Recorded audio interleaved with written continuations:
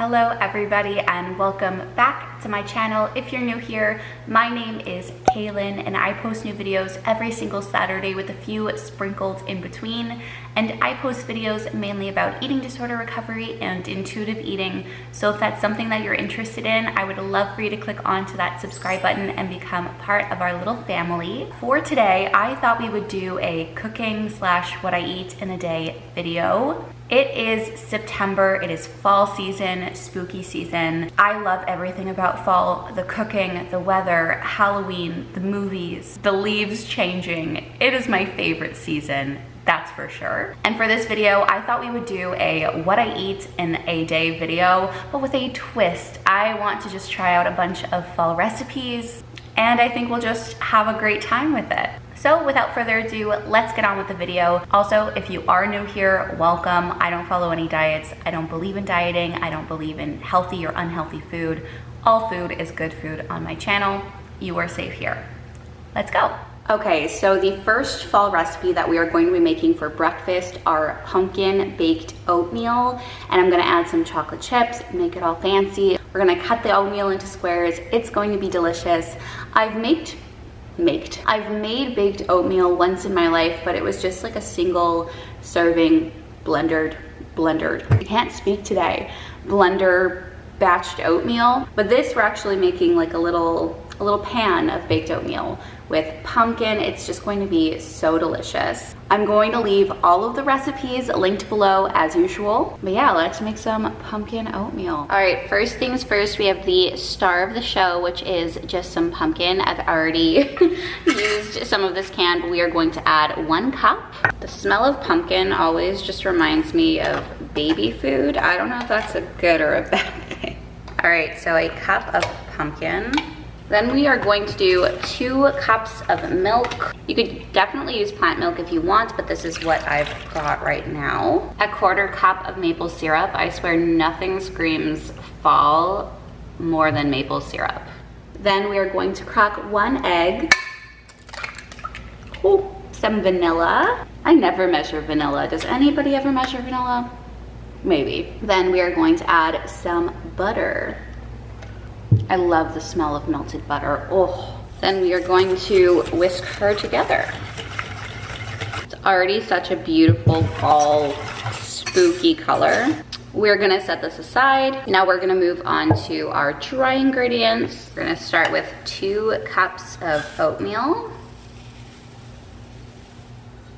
a teaspoon of baking powder, lots of cinnamon. This is another ingredient that I just never measure because I love it so much. Some ginger, and last but not least, some salt. Give her a good mix. And now we're just going to add our dry ingredients into the wet ones. I'm just gonna do it all at once. There's just something so therapeutic about fall baking, and I remember when I was in the depths of my eating disorder, I would miss out on it every single year. I would see people enjoying it or seeing people make it, and I just never participated. So now I feel like it has even more meaning to be able to cook special things, to be able to experience fall in all of its glory and not just conditionally. I'm going to add some chocolate chips because I find that pumpkin and chocolate go really well together. So I'm just gonna take a couple handfuls. Try not to drop them on the floor like me. So I put everything into a buttered baking dish and I topped it with some more chocolate chips and some oatmeal flakes. And now it's going into the oven at 375 for around 40 minutes. And I will see you soon for breakfast. It came out of the oven, and not only does my entire house smell delicious and like fall, but this is one of the most beautiful things that I've ever seen. Excuse me? Heavenly, heavenly. Let's cut into a slice and have some breakfast.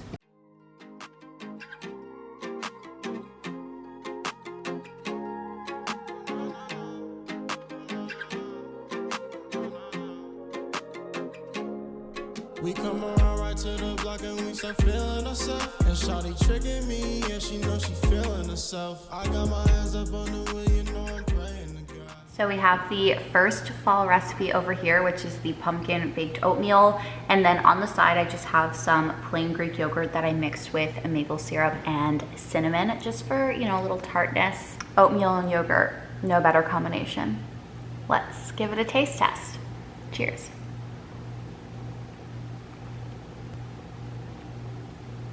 I'm gonna try the pumpkin oatmeal on its own too. It's so good. If you liked baked oatmeal, I would definitely recommend this recipe. It's literally fall on a plate.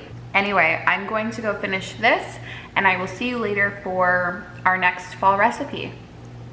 Hello friends, I am back, and today for lunch we are going to be making soup because I feel like soup is definitely perfect for the colder weather. It's something that I make a lot during fall and winter, so I figured I would show you a super simple soup recipe. I feel like soup seems really intimidating until you make it and then you realize how easy it is, and then you never are afraid to make it ever again. Things that you've never done before seem really scary, and that's okay. So for the soup today, we are going to be making a butternut squash soup, one of my favorites. And the ingredients are super simple. You just need a butternut squash, some yellow potatoes or whatever potato floats your boat, onion, some bay leaves, carrots, and some chicken broth. And then for the spices, you need some cinnamon, which isn't pictured here, some salt, some pepper. And then later on, once it's had some time to cook, we will add in some cream and puree it, and it's just going to be divine. But first things first, let's just chop up all of our vegetables and throw them in a pot.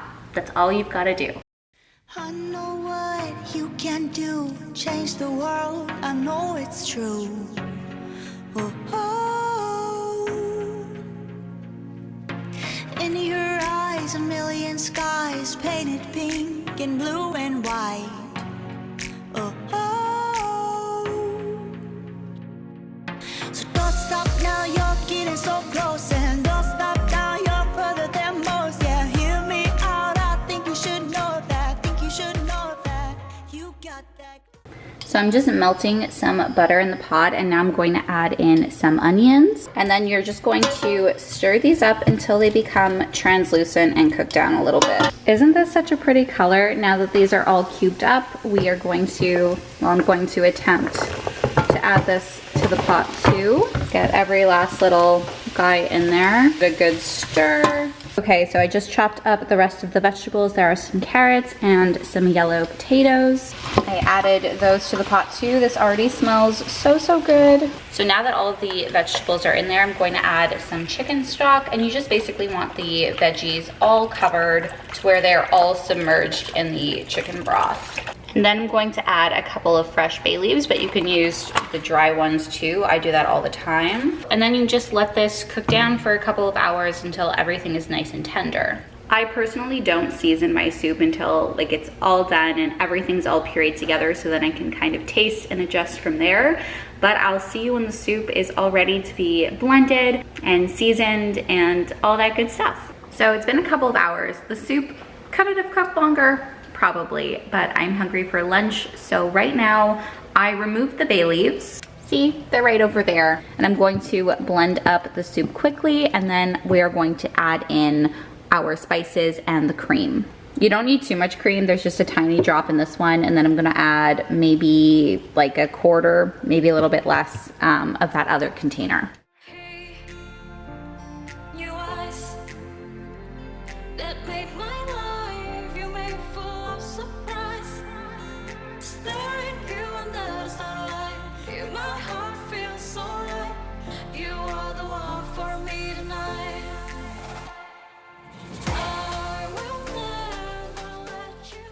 So we're in my office. I'm about to have a meeting with my friend Steph. She's also a YouTuber, so I'll make sure to leave her channel in the description box down below. If you love fashion content, then she's your gal. But I have my soup here. To be fair, I think I have made better creations in the past, but it is what it is. And then on the side, nothing pairs better with soup, in my opinion, than bread. So I have some fresh sourdough baguette with some butter, and I also snacked on a bunch of baguette while I was making the soup because I got hungry. And you are allowed to eat while you cook. There's no rule. Okay, food freedom. Every time I think of soup now, I think of that TikTok. Good soup. And soup always puts me in a good mood and makes me feel better. I think I personally tie soup with self-care. And I think it's mainly because when I was sick as a child, soup is the thing that I would eat. So now when I'm feeling a bit down or when I'm feeling, you know, just not 100%, soup always makes me feel a lot better. And this soup in particular, with the flavors, with the squash and the cinnamon, it just screams autumn to me. Anyway, like I mentioned, I have that meeting. I'm going to eat all of this baguette within like 5 seconds, work on my soup, and then I will see you later today for a fall-inspired comfort dinner. Hello friends, it is much later now. I have showered, I'm in my robe. I'm sorry if you hear the dogs chewing bones in the background. You know how it is on this channel. I let them do their thing and sometimes they are my soundtrack. And that's okay. For dinner, for the last meal that we are going to have today, I thought of an ideal comfort food. This is one of my favorite comfort foods, something that brings me so much joy, especially when it's so cold outside. It's not that cold outside right now. I'm sure I'm gonna make more fall recipes in the future, but for now we are going to make a delicious baked macaroni and cheese. We have some sharp cheddar, we have some mozzarella and like orange mild cheddar, plain Greek yogurt, butter, milk. If you're not a fan of dairy, this recipe is not for you. Some shells. And then for the topping, before we bake it in the oven, I'm going to add some of these crispy onion pieces. You're supposed to use this for salads, but I also like to put it on top of mac and cheese with some breadcrumbs. So it has like a crispy layer on the top and then ooey gooey cheesiness on the bottom. It's gonna be good. It's gonna be good. I'm gonna put up my hair so that my hair doesn't get in our mac and cheese. But this recipe is just the way that my dad used to make it when I was a kid. He never really baked it, to be honest. That's a fun twist that I am adding. And I've actually never added Greek yogurt in, but I think it'll make it really creamy and delicious. So we'll see how that goes. But he used to always just do, you know, cheese with milk and butter, stir it all together until it created like a delicious gooey mac and cheese. So that's what we are gonna do. I'm gonna put some water on to boil right now, and then I will walk you through the steps. Shoot, I forgot to salt my water. Let's add some of that in. I'm gonna be adding shells. I feel like this is the superior noodle for macaroni and cheese, but I do not discriminate. So while the noodles are cooking, I melted some butter in this bowl, and then I'm going to add the breadcrumbs to the butter and the onions. I'm gonna mix it all together. And then this is going to go on top of our macaroni and cheese. So we've got the butter, the breadcrumbs. I don't follow any measurements, so just measure with your heart. And some of the onions. I'm gonna use a fork so I can break up some of the onions in the breadcrumb mixture. And the texture is basically gonna be like wet sand. The noodles are all done. We are going to add a chunk of butter.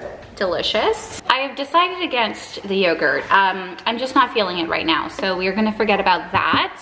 We're gonna add in a splash of milk. All of our cheeses. If it's not a mountain of cheese, I don't want it. A little bit of salt, a lot of garlic powder, and also a bunch of ground pepper.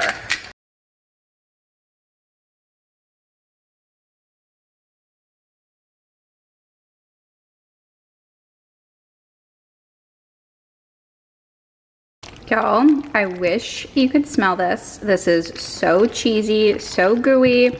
Now we're gonna transfer it from the pot to this baking sheet, and we're gonna baking dish, and then we're gonna sprinkle the breadcrumbs on top. Look up from your telescope, take me on this journey home. I don't wanna wait no more.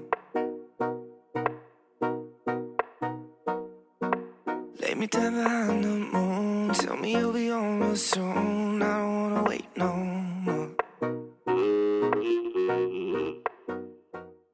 So the mac and cheese is going to cook for around 10-15 minutes just to crisp up. It's already nice and cooked.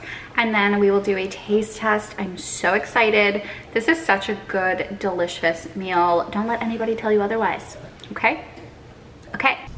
Y'all, look what just came out of the oven. It smells like onion and cheese, literally two of my favorite foods. Oh my goodness. She is the moment. We've made so many delicious recipes today. today. I really hope that you try some of them. If you do, I would love if you messaged me or tagged me on Instagram. But let's do a taste test. It's really hot. Stop it. This is hands down my favorite recipe that I made in this video. I keep trying to talk to you guys, but I just can't stop eating it because it's so good. Anyway, that is it for today's video. I really hope you liked this what I eat in a day video where we just followed and made some of my fall favorites. We tried some new recipes, we made some old favorites. It was just a good time. If you like videos like this, make sure to hit that subscribe button down below. Leave me a kind comment if you'd like. Make sure to do something kind for yourself today, and I hope to see you in my next video. Bye guys.